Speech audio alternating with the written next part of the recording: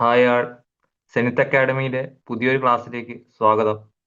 ഇന്നിപ്പം നമ്മൾ ഡിസ്കസ് ചെയ്യാൻ പോകുന്ന topic DHIC second year diploma in health inspector കോഴ്സിന്റെ സെക്കൻഡ് ഇയറിന്റെ paper 5 non communicable disease, hospital waste management, palliative care, geriatric health എന്ന ആ പേപ്പറിലെ ചില പ്രധാനപ്പെട്ട നോൺ കമ്മ്യൂണിക്കബിൾ ഡിസീസിനെ പറ്റിയാണ് ഇന്ന് ഡിസ്കസ് ചെയ്യാൻ പോകുന്നത്. ഫസ്റ്റ് നമ്മൾ നോക്കാൻ പോകുന്ന non communicable disease hyper tension ആണ്. Hypertension is a chronic condition of concern due to road causation of CHD, stroke and other vascular complication. Hypertension ഒരു ക്രോണിക് കണ്ടീഷൻ ആണ്. CHD, stroke, other vascular complications ഉണ്ടാക്കുന്ന major condition ആണ്. BP കൂടുക എന്ന അവസ്ഥയാണ് hyper tension എന്നുകൊണ്ട് പറയുന്നത്. അതിന്റെ മേജർ റിസ്ക് ഫാക്ടർ എന്ന് പറയുന്നത് കാർഡിയോ വാസ്കുലർ മോർട്ടാലിറ്റി ആണ്. എന്ന് വെച്ചാൽ ഹൃദയം മൂലമുള്ള മരണം കൂടുതൽ ഹൈപ്പർ ടെൻഷൻ കാരണമാണ്. BP കൂടുമ്പോൾ ഹൈപ്പർ ടെൻഷൻ കൂടുന്നു. അങ്ങനെ ഹൃദയം, ബ്രെയിൻ അതുപോലത്തുള്ള മേജർ സിസ്റ്റങ്ങളെ അത് നശിക്കുന്നു. അങ്ങനെയാണ് ഹൈപ്പർ ടെൻഷൻ എന്ന അസുഖം നമുക്ക് കാർഡിയോവാസ്കുലർ മോർട്ടാലിറ്റി ഉണ്ടാക്കുന്നത്. ഹൈപ്പർ ടെൻഷന്റെ ഡെഫിനിഷൻ എന്ന് പറയുന്നത് രണ്ട് ബി പിയുടെ ആവറേജ് ആണ് നമ്മുടെ ഹൈപ്പർ ടെൻഷൻ ഡിഫൈൻ ചെയ്യാൻ ഉപയോഗിക്കുന്നത്. പക്ഷെ ആ പുള്ളി ആക്ച്വലി ഇല്ലാവാനും പാടില്ല. ആന്റി ഹൈപ്പർ ടെൻസീവ് ഡ്രഗ്സ് എന്ന് വെച്ചാൽ ഹൈപ്പർ ടെൻഷൻ എതിരെയുള്ള BP ലോവർ ചെയ്യാനുള്ള മരുന്നുകളൊന്നും എടുക്കാൻ പാടില്ല. രണ്ടല്ലെങ്കിൽ രണ്ടിൽ കൂടുതൽ റീഡിങ്, അല്ലെങ്കിൽ രണ്ടിൽ കൂടുതൽ ഒക്കേഷൻ, ഒന്ന് രാവിലെ എടുക്കാം, ഒന്ന് വൈകിട്ട് എടുക്കാം. അങ്ങനെയാണ് നമ്മൾ ഹൈപ്പർ ടെൻഷൻ ക്ലാസിഫൈ ചെയ്യുന്നത്. ആൾ ഹൈപ്പർ ടെൻസീവ് ആണോ നോർമൽ ടെൻസീവ് ആണോ എന്ന് തീരുമാനിക്കുന്നത് അതിലാണ്. ഇനി പലതരം ക്ലാസിഫിക്കേഷൻ ഉണ്ട് ഹൈപ്പർ ടെൻഷന്റെ. Classification of blood pressure measurement. ഇനിയിപ്പോ ബ്ലഡ് പ്രഷർ നോർമൽ ആണോ ഹൈപ്പർ ടെൻഷൻ ആണോ, അത് ഏത് സിസ്റ്റോളിക് ബ്ലഡ് പ്രഷർ കാറ്റഗറിയിലാണ്, ഏത് ഡയസ്റ്റോളിക് ബ്ലഡ് പ്രഷർ കാറ്റഗറിയിലാണ് വരുന്നത് എന്നാണ് നമ്മൾ ഇനി ഡിസ്കസ് ചെയ്യാൻ പോകുന്നത്. നോർമൽ അല്ലെങ്കിൽ ഒപ്റ്റിമൽ കാറ്റഗറി ആണെങ്കിൽ 120 അല്ലെങ്കിൽ 120 ബിലോ സിസ്റ്റോളിക് ബ്ലഡ് പ്രഷറും, 80 to 80 ബിലോ, 80 അല്ലെങ്കിൽ 80 ബിലോ ഡയസ്റ്റോളിക് ബ്ലഡ് പ്രഷറാണ് വരുന്നത്. ഒപ്റ്റിമൽ ഹൈപ്പർ ടെൻഷൻ അല്ല, ഒപ്റ്റിമൽ BP വരുന്നത് 120 അല്ലെങ്കിൽ 80ക്ക് താഴെയാണ്. ഹൈ നോർമൽ അതെന്ന് വെച്ചാൽ ഹൈപ്പർ ടെൻഷനും നോർമലിന്റെ ഇടയിലുള്ള ആൾക്കാർ, ബോർഡർ ലൈൻ ഉള്ള ആൾക്കാരാണ് ഹൈ നോർമൽ കാറ്റഗറി പെടുന്നത്. അത് 130 to 139 millimetres of mercury systolic blood pressure ഉള്ളവരും, 85 to 90 millimetres of mercury diastolic blood pressure ഉള്ളവരാണ്. അവരാണ് ഈ ബോർഡർ ലൈൻ കാറ്റഗറി വരുന്നത്. അവർ ഏത് സമയം നോർമലിലേക്ക് തിരിച്ചെത്താം, ഹൈപ്പർ ടെൻഷനിലേക്കും പോവാം. ഇനി ഹൈപ്പർ ടെൻഷൻ 3 സ്റ്റേജസ് ആയിട്ടായിരുന്നു ക്ലാസിഫൈ ചെയ്തിരിക്കുന്നത്. 1 mild, 2 moderate, 3 severe. Mild hypertension അത് 140 to 159 millimetres of mercury systolic blood പ്രഷറും, 90 to 99 millimetres of mercury diastolic blood പ്രഷറും വരുന്നതാണ്. അതാണ് ഹൈപ്പർ ടെൻഷൻ ഡിഫൈൻ ചെയ്യുന്ന ഫസ്റ്റ് സ്റ്റേജ്.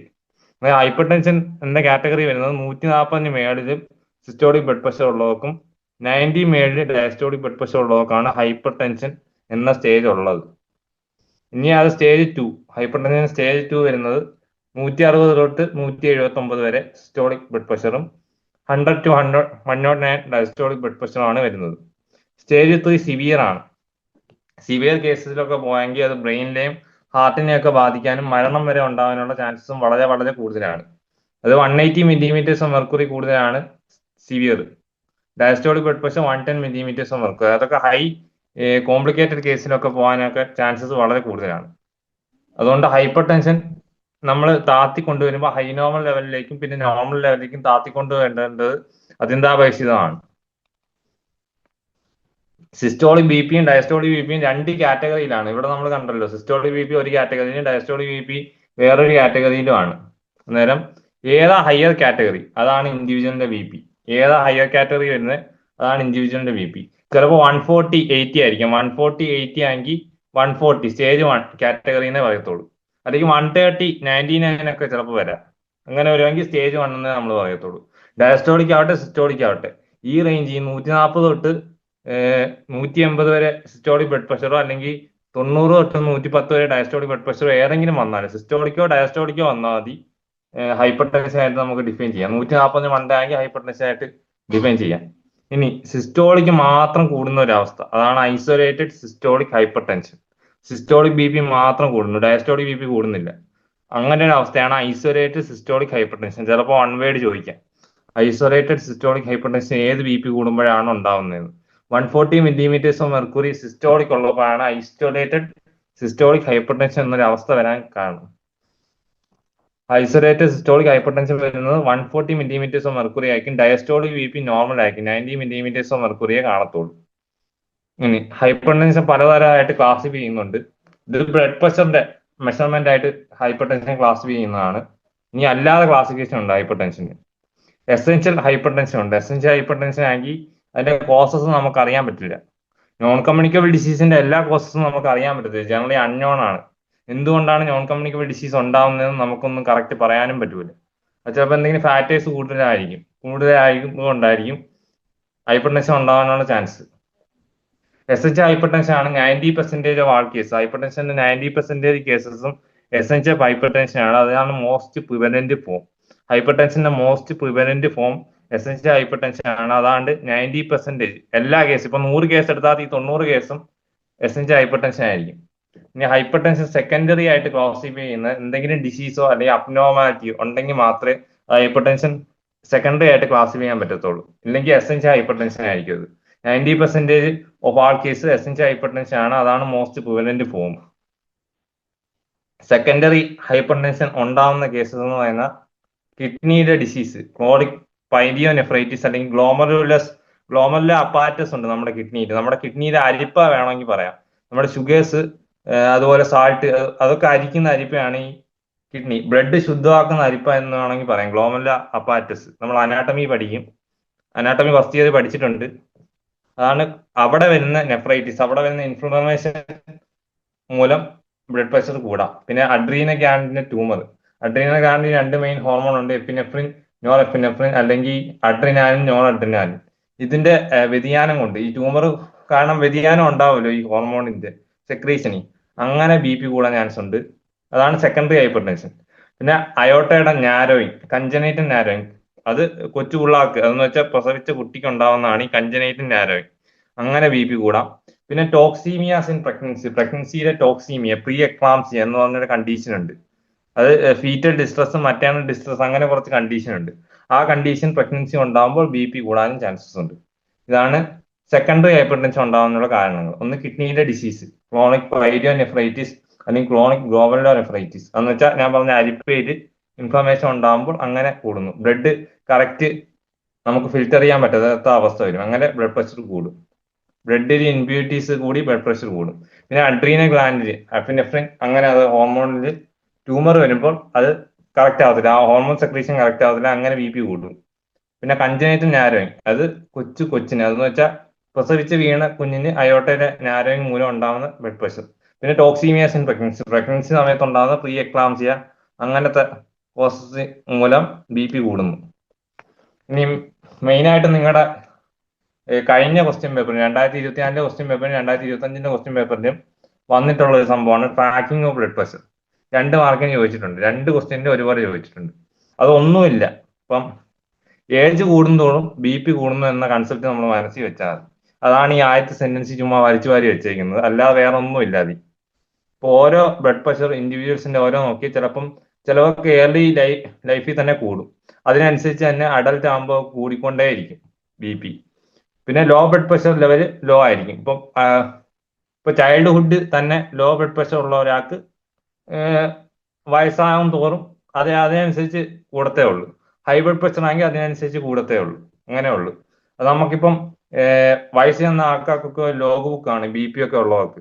അതിപ്പം നമ്മള് ഡോക്ടർമാർ തന്നെ ഇത് റെക്കോർഡ് ചെയ്ത് വെക്കും, അല്ലെങ്കിൽ ഹെൽത്ത് ഇൻസ്പെക്ടർ തന്നെ NPCD-CS എന്ന് പറഞ്ഞ രജിസ്റ്റർ ഉണ്ട്. ഇപ്പം NPNCD ആണ്, national programme non communicable disease. ആ രജിസ്റ്റർ നമ്മൾ ഹെൽത്ത് ഇൻസ്പെക്ടർ ആയിട്ട് നമ്മളത് രേഖപ്പെടുത്തി വെക്കും. ഹെൽത്ത് സർവീസ് അങ്ങനെ ഒരു രജിസ്റ്റർ ഉണ്ട്. അത് ഈ JH ആണ് രേഖപ്പെടുത്തുന്നത്, JH APH ആണ് രേഖപ്പെടുത്തുന്നത്. നമ്മളിത് രേഖപ്പെടുത്തി വെക്കും. അതിന്റെ ഇപ്പൊ ഓരോ മാസം എങ്ങനെ മാറുന്നു എന്ന് അനുസരിച്ചിരിക്കുമ്പോൾ നമുക്ക് അതിന്റെ ഒരു ഗ്യാപ്പ് കറക്റ്റ് കിട്ടും. അങ്ങനെ അതിനനുസരിച്ച് മെഡിക്കേഷനോ കാര്യങ്ങളോ നമുക്ക് കൊടുക്കാൻ പറ്റും. അതാണ് tracking. Phenomena of persistence or rank order of blood pressure has been describe as tracking of BP. എന്നുവെച്ചാൽ ബ്ലഡ് പ്രഷർ എങ്ങനെ നമ്മൾ റാങ്ക് ഓർഡർ ഗ്യാപ്പ് രൂപത്തിൽ കിട്ടുന്നോ അതാണ് ട്രാക്കിംഗ് എന്നാണ് പറയുന്നത്. അത് നമുക്ക് ഇനി ഫ്യൂച്ചർ ഡേറ്റിന് റിസ്ക് വരുമോ എന്ന് നമുക്ക് കണ്ടുപിടിക്കാൻ പറ്റും, ചിൽഡ്രനിലും അഡോൾട്സിന്. ഇത് കൊച്ചിലെ ട്രാക്ക് ചെയ്ത നല്ല കാര്യമാണ്. നമുക്ക് റിസ്ക് വരുമ്പം ഹൈപ്പർ ടെൻഷൻ ആവാൻ ചാൻസ് ഉള്ളപ്പോൾ നമുക്ക് അതിനനുസരിച്ച് മെഡിക്കേഷനോ കാര്യങ്ങളോ പ്രിവെൻഷൻ മെത്തേഡോ എന്തോന്ന് വെച്ചാൽ നമുക്ക് ചെയ്യാം. ഈ JHI ഇതുമായിട്ട് നോക്കുന്ന രജിസ്റ്ററാണ് NP-NCD, national programme non communicable disease register. നേരത്തെ NPCD-CS രജിസ്റ്റർ ആയിരുന്നു, ഇപ്പൊ NP-NCD എന്നാണ് അത് പറയുന്നത്. അതാണ് tracking, phenomena persistence or rank order of blood pressure. ഇപ്പോൾ ഓരോ മാസം കൂടുമ്പോൾ എങ്ങനെ ബ്ലഡ് പ്രഷർ കൂടുന്നു കുറയുന്നു, അതാണ് ട്രാക്കിംഗ്. ട്രാക്കിംഗ് ചെയ്താൽ നമുക്ക് അതിന്റെ ഒരു അനലൈസ് കിട്ടും, അതിനനുസരിച്ച് നമുക്ക് എന്തോ വെച്ചാൽ പ്രിവെന്റീവ് മെഷേഴ്സ് എടുക്കാം. ആ നോളജ് ആണ് ചിൽഡ്രനും അഡോൾട്സിനും ഇനി ഹൈപ്പർ ടെൻഷൻ ഡെവലപ്പ് ചെയ്യില്ലേ എന്നുള്ള ഒരു നോളജ് നമുക്ക് കിട്ടും. ഇനി അടുത്ത ഹൈപ്പർ ടെൻഷനായിട്ട് ഏറ്റവും ഇമ്പോർട്ടന്റ് സബ്ജക്ട് എന്ന് പറയുന്നത് റൂൾ ഓഫ് ഹാർട്സ്. നിങ്ങളുടെ ഈ പ്രീവിയസ് എക്സാം 2025 എക്സാമിൽ ചോദിച്ചിട്ടുള്ള ടോപ്പിക്കാണ് റൂൾ ഓഫ് ഹാർട്സ്. അതിപ്പോ ഈ നമ്മുടെ പാർക്ക് 27ാമത്തെ എഡിഷൻ അല്ലെങ്കിൽ അതിലും കുറവുള്ള എഡിഷൻ, എല്ലാ എഡിഷനിലും ഉണ്ട്. അതിങ്ങനെ ഒരു ഫിഗർ കൊടുത്തിട്ടുണ്ട്, അതിന്റെ ഇപ്പുറത്ത് ഈ ഫിഗർ ഇതിനൊക്കെ ഡെപ്പിക്റ്റ് ചെയ്യുന്നു എന്ന് പറഞ്ഞു കൊടുത്തിട്ടുണ്ട്. ഒന്നുമില്ല, ജസ്റ്റ് 1 ഹോൾ കമ്മ്യൂണിറ്റി, അതൊന്നും നോക്കേണ്ട കാര്യമില്ല. 2 നോർമൽ ടെൻസീവ് എന്ന് വെച്ചാൽ നോർമൽ BP ഉള്ളവർ. 3 ഹൈപ്പർ ടെൻസീവ് എന്ന് വെച്ചാൽ ഹൈപ്പർ ടെൻസീവ് ആയിട്ടുള്ള ആൾക്കാർ, അതെന്ന് വെച്ചാൽ നോർമൽ BP-യെക്കാട്ടും കൂടുതൽ ഹൈപ്പർ ടെൻഷൻ സ്റ്റേജുള്ള ആൾക്കാർ. 2 ബോർഡർ ലൈനിൽ ഇരിക്കുന്നവരും കാണും, 2-ൽ പെടുന്നത്. പക്ഷെ ഈ 4ാമത്തെ തൊട്ട് ഉള്ള ആൾക്കാരാണ് ഇച്ചിരി സീന്. 4ാമത്തെ ഇതെന്ന് പറയുമ്പോൾ അൺഡയഗ്നോസ്ഡ് ഹൈപ്പർ ടെൻഷൻ ഡയഗ്നോസ് ചെയ്യാത്ത ആൾക്കാർ എന്ന് വെച്ചാൽ അവര് ഡയഗ്നോസ് ചെയ്തില്ല, ഹൈപ്പർ ടെൻസീവ് ആണെന്ന് നമുക്ക് അറിയാൻ പറ്റത്തില്ല, അങ്ങനെ ഒരു കേസ് വരുന്നുണ്ട്. പിന്നെ 5ാമത്തെ ആ സർക്കിളിൽ പറയുന്ന ആൾക്കാരാണ് ഡയഗ്നോസ്ഡ് ഹൈപ്പർ ടെൻഷൻ എന്ന് വെച്ചാൽ ഹൈപ്പർ ടെൻഷൻ എന്ന് ഡയഗ്നോസ് ചെയ്ത് ലാബ് റിസൾട്ട് നമ്മുടെ കയ്യിലുണ്ട്, ഹൈപ്പർ ടെൻഷൻ എന്ന് ഡയഗ്നോസ് ചെയ്ത് കഴിഞ്ഞു. പക്ഷെ 1% ആൾക്കാരാണ് ഈ 6 പേര് ട്രീറ്റ് ചെയ്യാത്തത്. ഡയഗ്നോസ് ചെയ്ത് പക്ഷെ ട്രീറ്റ് ചെയ്യത്തില്ല. ഈ 7ാമത്തെ ഈ സർക്കിളിൽ വരുന്ന ആൾക്കാരാണ് ഡയഗ്നോസ് ചെയ്തു, അവർ ട്രീറ്റ് എടുത്തു. പക്ഷെ ട്രീറ്റ് ചെയ്യുമ്പം അവർ ഫുൾ കോഴ്സ് മരുന്നും കഴിച്ചില്ലെങ്കിൽ അത് ഇന്നഡിക്കേറ്റഡ് ട്രീറ്റ്മെന്റ് എന്ന് പറയാനേ പറ്റൂ. ഫുൾ കോഴ്സ് മരുന്ന് കഴിച്ചില്ലെങ്കിൽ ഇന്നഡിക്കേറ്റഡ് ട്രീറ്റ്, എന്നാലേ BP കുറയത്തുള്ളൂ. ഫുൾ കോഴ്സും മരുന്നും കഴിച്ചവരാണ് ഈ അഡിക്കേറ്റഡ് ട്രീറ്റർ, ആ വിഭാഗത്തിൽ പെടുന്നവർ. 1 ഹോൾ കമ്മ്യൂണിറ്റി, 2 നോർമൽ BP ഉള്ളവർ, 3 ഹൈപ്പർ ടെൻഷൻ ഉള്ള ആൾക്കാർ. അത് ഡയഗ്നോസ് ചെയ്യാത്ത കുറച്ച് പേര്, ഡയഗ്നോസ് ചെയ്ത കുറച്ച് പേര്, പിന്നെ ഡയഗ്നോസ് ചെയ്ത് പക്ഷെ ട്രീറ്റ്മെന്റ് എടുക്കാത്ത കുറച്ച് പേര്, ട്രീറ്റ്മെന്റ് എടുത്ത കുറച്ച് പേര്, എല്ലാ കോഴ്സും മരുന്നും പൂർത്തിയാക്കിയ ട്രീറ്റ്മെന്റ് ഫുള്ളായിട്ട് എടുത്ത ആൾക്കാർ, ട്രീറ്റ്മെന്റ് എടുക്കാത്ത, എല്ലാ കോഴ്സും മരുന്നും പൂർത്തിയാക്കാത്ത ട്രീറ്റ്മെന്റ് എടുക്കാത്ത ആൾക്കാർ. അതാണ് റൂൾ ഓഫ് ഹാർട്സിൽ വരുന്ന main 9 category. Hyper tension iceberg disease ആണ്. കാരണം എന്ന് പറഞ്ഞാൽ ഡോക്ടർ ജസ്റ്റ് ഐസ്ബർഗിന്റെ മണ്ടയുള്ള സാധനങ്ങൾ കാണുന്നുള്ളൂ. ഒരു ഐസ്ബർഗ് നേരെ നമ്മളൊരു ഈ മഞ്ഞുമലയൊക്കെ ഉണ്ടല്ലോ, മഞ്ഞുമലയൊക്കെ ഐസ്ബർഗ് വീണ് കിടക്കുമല്ലോ, അതിന്റെ മേളിൽ ഭാഗം മാത്രമേ ഈ ഡോക്ടർ കാണുന്നുള്ളൂ. ഹൈപ്പർ ടെൻഷൻ അതിൻ്റെ ഉള്ള കാരണങ്ങളെല്ലാം ബിനീത്ത്, അതിന്റെ താഴെ ആയിരിക്കുന്ന ഡോക്ടർമാർക്ക് അത് ശ്രദ്ധിക്കാനും പറ്റൂല. അതുകൊണ്ടാണ് ഹൈപ്പർ ടെൻഷൻ ഐസ്ബർഗ് ഡിസീസ് എന്ന് പറയാൻ കാരണം. നിങ്ങൾ ജസ്റ്റ് ഈ ഐസ്ബർഗ് എന്ന് പറഞ്ഞ ഒരു ഓർത്ത് ഇട്ടാൽ മതി, ഐസ്ബർഗ് ഡിസീസ് എന്താണെന്ന് ചോദിക്കത്തുള്ളൂ അതിൽ നിന്ന്, അല്ലാതെ വലുതായിട്ടൊന്നും ചോദിക്കാൻ ചാൻസ് ഇല്ല. ഇനി റൂൾ ഓഫ് ഹാർട്സ് എന്തുവാന്ന് പറഞ്ഞാൽ ഡിഫൈൻ ചെയ്യുവാണ്. only about half of the population aware of hypertension and only half of those aware of the problem being treated. ഇപ്പൊ ഹാഫ് ഓഫ് ദ പോപ്പുലേഷൻ, ഈ ഹൈപ്പർ ടെൻഷൻ ആയിട്ടുള്ള ആൾക്കാർ പകുതി പേരെ ഹൈപ്പർ ടെൻഷൻ ഉള്ളൂ എന്ന് അവർക്കറിയാവൂ, അതിലും പകുതി പേരെ ട്രീറ്റ് ചെയ്യാൻ വരുന്നുള്ളൂ, അതിലും പകുതി പേരെ അഡ്വക്കേറ്റ്ലി ട്രീറ്റ് ആകത്തുള്ളൂ. അതാണ് റൂൾ ഓഫ് ഹാർട്സ്. ഒരു പോപ്പുലേഷൻ ഉണ്ട്, ഒരു കമ്മ്യൂണിറ്റി ഉണ്ട്, ഹൈപ്പർ ടെൻഷൻ പോപ്പുലേഷൻ ഉണ്ട്, ഒരു കമ്മ്യൂണിറ്റി ഉണ്ട്.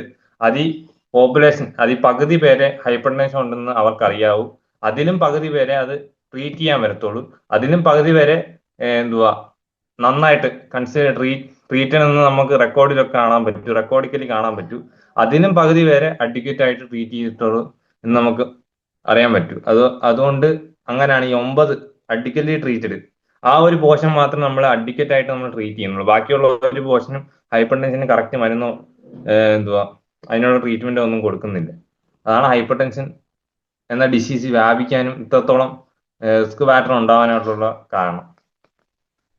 Half of the population hyper tension aware ആണ്, അതിൽ പകുതി പേരെ ട്രീറ്റ് ചെയ്യുന്നുള്ളൂ, അതിൽ പകുതി പേരെ മൊത്തത്തിൽ ട്രീറ്റ് ചെയ്യുന്നുള്ളൂ, അതിൽ പകുതി പേരെ മാത്രമേ അഡ്വക്കേറ്റ് ആയിട്ട് ട്രീറ്റ് ചെയ്യുന്നുള്ളൂ. അങ്ങനെയാണ് റൂൾ ഓഫ് ഹാർട്സ് പറയുന്നത്. മനസ്സിലാക്കാൻ ഇച്ചിരി പാടാമെന്ന് എനിക്കറിയാം, എന്നാലും ഇത് റിപ്പീറ്റ് ആയിട്ട് ചോദിക്കുന്ന ക്വസ്റ്റ്യൻ ആണ്.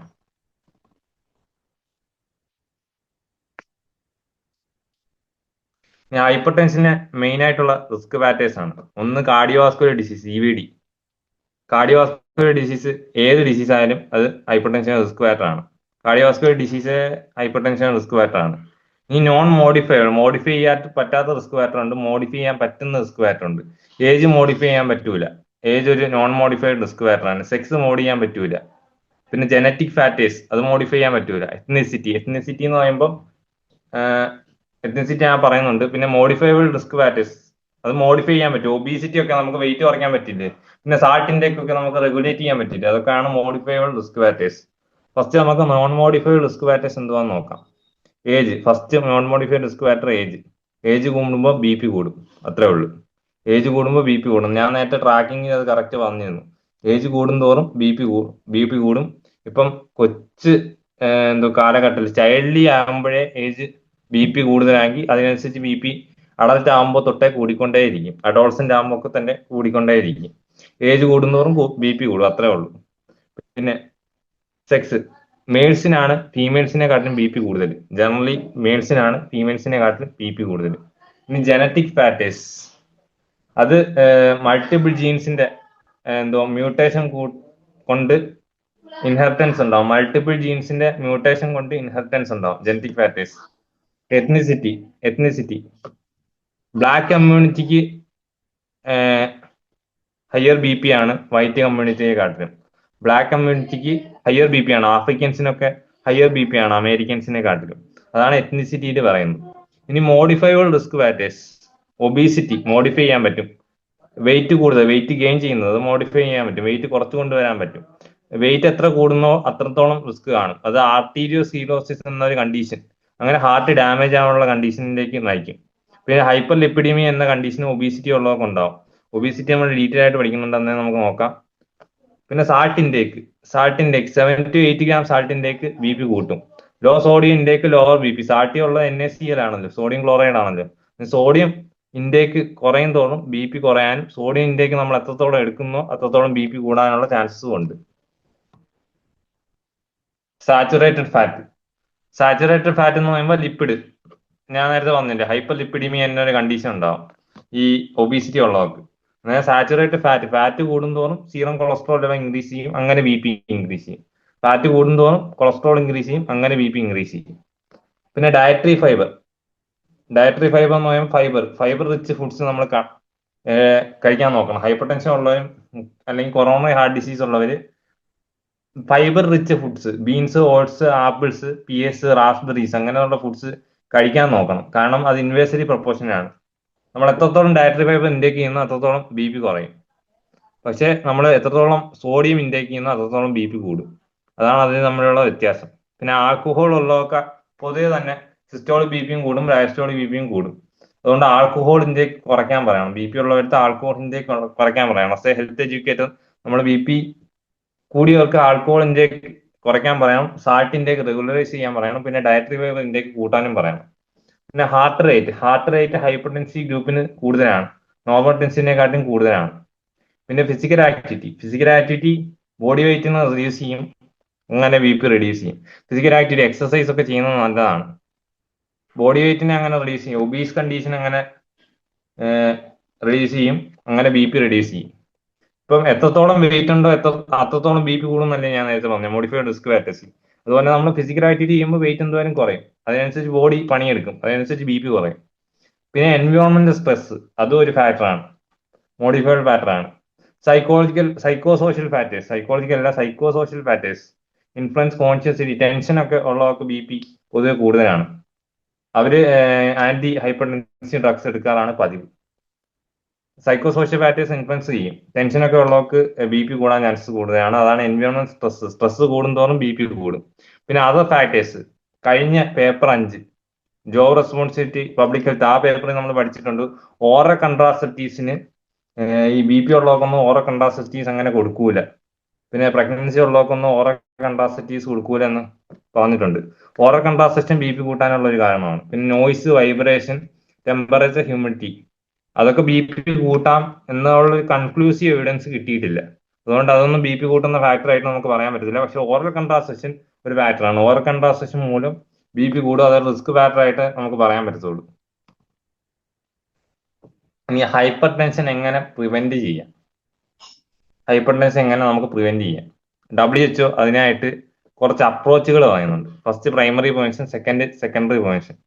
ഫസ്റ്റ് പ്രൈമറി പ്രിവെൻഷൻ 2 സ്ട്രാറ്റജിയാണ് WHO പറയുന്നത്. ഒന്ന് പോപ്പുലേഷൻ സ്ട്രാറ്റജി, പോപ്പുലേഷൻ ഗ്രൂപ്പ്സിന് അതിനനുസരിച്ചുള്ള സ്ട്രാറ്റജി. പിന്നെ high risk strategy, high risk ഗ്രൂപ്പുകളെ മാത്രം കാറ്റഗറൈസ് ചെയ്ത് അതിനനുസരിച്ച് സ്ട്രാറ്റജിയാണ് ഹൈ റിസ്ക് സ്ട്രാറ്റജി. രണ്ടാമത് സെക്കൻഡറി പ്രിവെൻഷൻ. ഇനി പരീക്ഷ ചിലപ്പോൾ ചോദിക്കാനുള്ള ഒരു അബ്രീവേഷൻ ആണ് ഞാൻ താഴെ കൊടുത്തിരിക്കുന്നത്, dietary approach to stop hypertension DASH. ഇപ്പൊ സാറ്റിന്റെയൊക്കെ റെഗുലറൈസ് ചെയ്യുന്നത് ഡയറ്ററി അപ്രോച്ച് ആയിട്ട് പറയാം. ഇപ്പൊ ബാലൻസ്ഡ് ഡയറ്റ് കഴിക്കുന്നത് അതൊരു ഡയറ്ററി അപ്രോച്ച് ആയിട്ട് പറയാം. പിന്നെ മെറ്റ്ഫോമിൻ എന്ന് പറഞ്ഞൊരു ടാബ്ലറ്റ് ഉണ്ട്, ടാബ്ലറ്റ് അല്ല ഒരു മരുന്നുണ്ട് ഹൈപ്പർ ടെൻഷൻ കുറയ്ക്കുന്നത്, അത് കഴിക്കുന്നത് ഒരു ഡയറ്ററി അപ്രോച്ചാണ്, ഹൈപ്പർ ടെൻഷൻ റെഗുലൈസ് ചെയ്യാനുള്ള ഒരു അപ്രോച്ചാണ്. സാൾട്ടിന്റേക്ക് ബെസ്റ്റ് ഡയറ്ററി അപ്രോച്ചാണ് ഹൈപ്പർ ടെൻഷൻ സ്റ്റോപ്പ് ചെയ്യുന്നത്. കാരണം സാൾട്ടിന്റേക്ക് അല്ല സോഡിയം ഇൻടേക്ക് കൂടുമ്പോൾ ഹൈപ്പർ ടെൻഷൻ കൂടും. എന്നാൽ പൊട്ടാസ്യം റിച്ച് ഫുഡ്സ് കഴിയുമ്പോൾ ഹൈപ്പർ ടെൻഷൻ കുറയും. Potassium rich foods sodium inversely related ആണ്. പൊട്ടാസ്യം കഴിക്കുമ്പോൾ BP എന്തോരം കുറയും. മെയിൻ 2 സ്ട്രാറ്റജീസ് ആണ്. ഒന്ന് primary prevention, 2 secondary prevention. First നമ്മൾ നോക്കാൻ പോകുന്നത് പോപ്പുലേഷൻ സ്ട്രാറ്റജി. പ്രൈമറി പ്രിവെൻഷനിലെ പോപ്പുലേഷൻ സ്ട്രാറ്റജി. പോപ്പുലേഷൻ അപ്രോച്ച് നോക്കുന്നത് കമ്മ്യൂണിറ്റി ഒരു യൂണിറ്റ് ആയിട്ട് കണ്ടാണ്. ഇൻറസ്പെക്റ്റീവ് ഇൻഡിവിജ്വൽ റിസ്ക് ലെവൽസ്, ഇൻഡിവിജ്വലിന്റെ BP അനുസരിച്ചല്ല പോപ്പുലേഷൻ സ്ട്രാറ്റജി നമ്മൾ കൺസിഡർ ചെയ്യുന്നത്. ഒരു കമ്മ്യൂണിറ്റി ഒരു യൂണിറ്റ് ആയിട്ട് കണ്ട് അതിൽ എത്ര പേര് BP കൂടിയിരിക്കുന്നു, നോർമൽ ടെൻസീവ് ആണ്, ഹൈപ്പർ ടെൻസീവ് ആണ്, അതൊക്കെ അനലൈസ് ചെയ്താണ് പോപ്പുലേഷൻ സ്ട്രാറ്റജി WHO ഇംപ്ലിമെന്റ് ചെയ്തിരിക്കുന്നത്.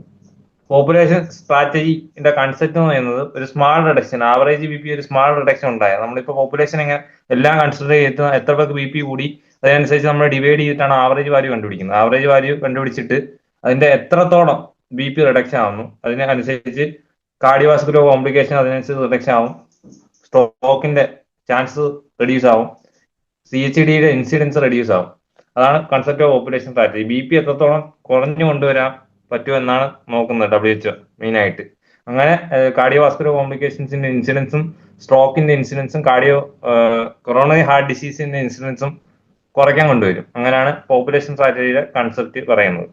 അത് ഒരുപാട് മൾട്ടി ഫാക്ടറി അപ്രോച്ചസ് വഴിയാണ് പോപ്പുലേഷൻ സ്ട്രാറ്റജി കൊണ്ടുവരുന്നത്, WHO റെക്കമെൻഡ് ചെയ്യുന്നത്.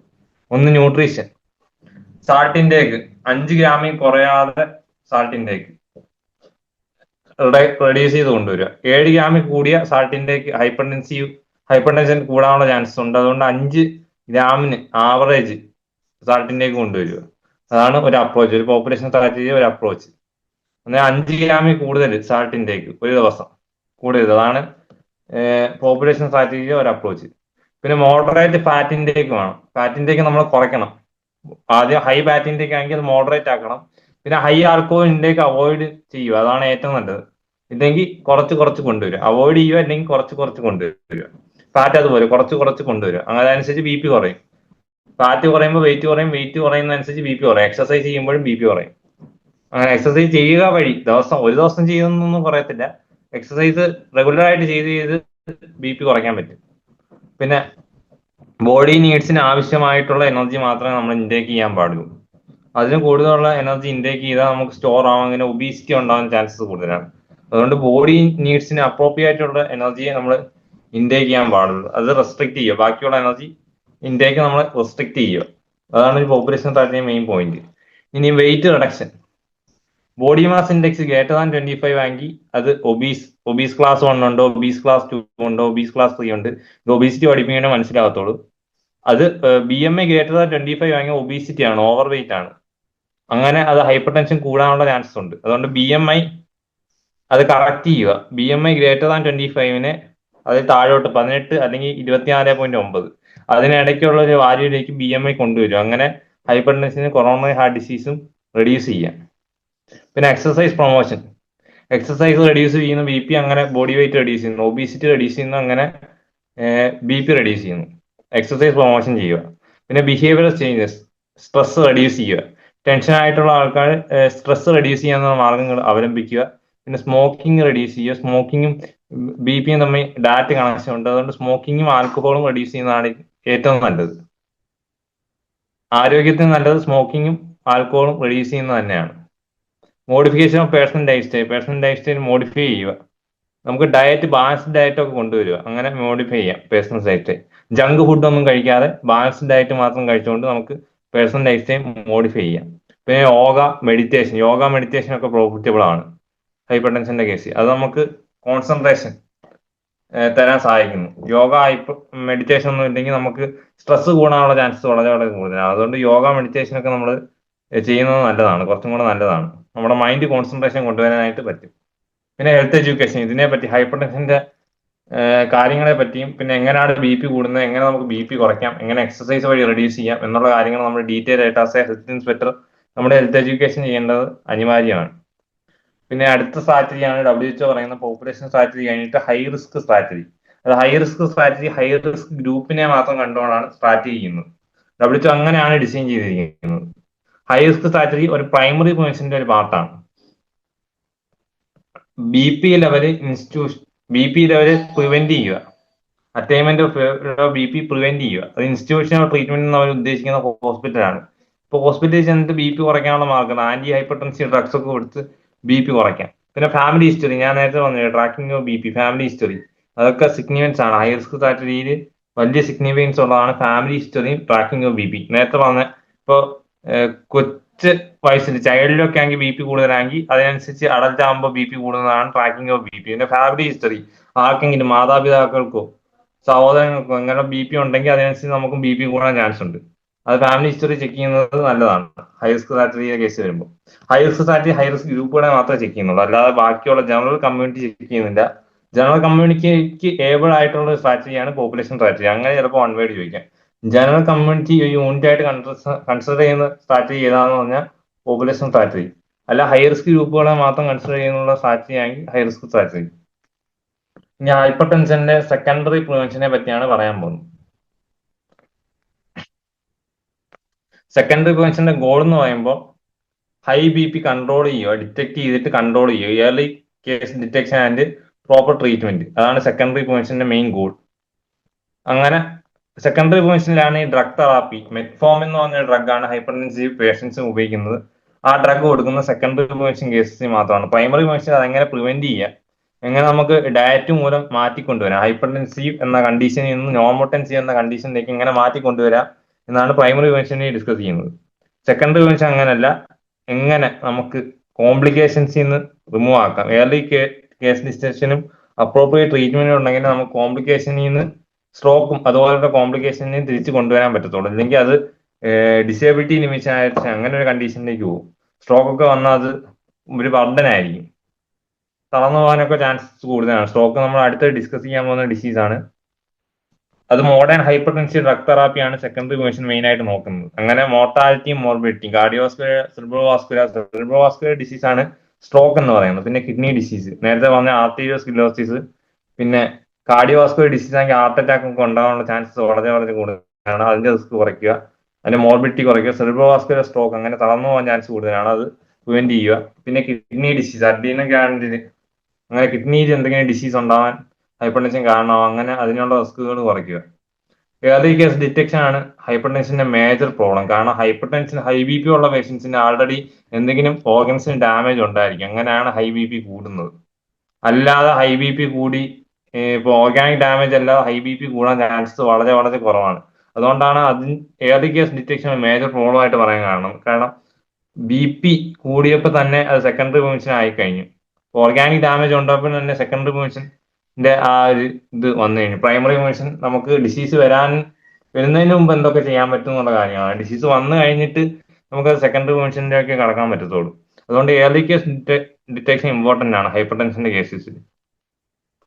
ഹൈപ്പർ ടെൻഷന്റെ സെക്കൻഡറി പ്രിവെൻഷന്റെ എയിം ഓഫ് ട്രീറ്റ്മെന്റ് എന്ന് പറയുന്നത് ഈ 140/90 ഗ്രേഡ് 1 ഹൈപ്പർ ടെൻഷൻ നിന്ന് നോമോടെൻസീവ് ഹൈപ്പർ ടെൻഷനിലേക്ക് മാറ്റുക. ഘട്ടം ഘട്ടമായിട്ട് നോമോടെൻസീവ് ഹൈപ്പർ ടെൻഷനിലേക്ക് മാറ്റുക. ആദ്യം 140 അത്രയും പോകത്തില്ല, 138 ആവും, പിന്നെ 137 ആവും, അങ്ങനെ അങ്ങനെ കുറച്ച് കുറച്ച് കൊണ്ടുവരിക. അങ്ങനെ ഡയസ്റ്റോളിക് BPയും സിസ്റ്റോളിക് BPയും കുറച്ച് കുറച്ച് കുറച്ച് കൊണ്ടുവരിക. അതാണ് സെക്കൻഡറി പ്രിവെൻഷന്റെ എയിം ഓഫ് ട്രീറ്റ്മെന്റ്. അങ്ങനെ സ്ട്രോക്കിന്റെ ഇൻസിഡൻസും കോംപ്ലിക്കേഷൻസും കുറയ്ക്കാൻ പറ്റുന്നു. അതാണ് ഹൈപ്പർ ടെൻഷന്റെ കൺട്രോൾ ഹൈപ്പർ ടെൻഷൻ അങ്ങനെ റെഡ്യൂസ് ചെയ്യുന്നു. അങ്ങനെ അതിന്റെ സ്ട്രോക്കും അത് കോംപ്ലിക്കേഷനും ആയിട്ടുള്ള കാര്യങ്ങൾ റെഡ്യൂസ് ചെയ്യുന്നു. അതാണ് സെക്കൻഡറി പ്രിവെൻഷന്റെ മെയിൻ എയിം എന്ന് പറയുന്നത്. സ്ട്രോക്കും ഇൻസിഡൻസും കൺട്രോൾ ചെയ്യുക. ഇനി device use to measure blood pressure BP നോക്കുന്ന മെയിൻ മെഷീന്റെ പേരാണ് സ്പിഗ്മോമാനോമീറ്റർ. ചിലപ്പോൾ വൺ വേർഡ് ആയിട്ട് ചോദിക്കാം നിങ്ങളുടെ എക്സാമിൽ. എല്ലാ വർഷവും വന്ന് കണ്ടിട്ടില്ല, ചില വർഷങ്ങളിലൊക്കെ വന്ന് കണ്ടിട്ടുണ്ട്. അതുകൊണ്ടാണ് ഞാനിത് ഇവിടെ ഇട്ടത്. Device use to measure blood pressure sphygmomanometer. Hypertension കഴിഞ്ഞു.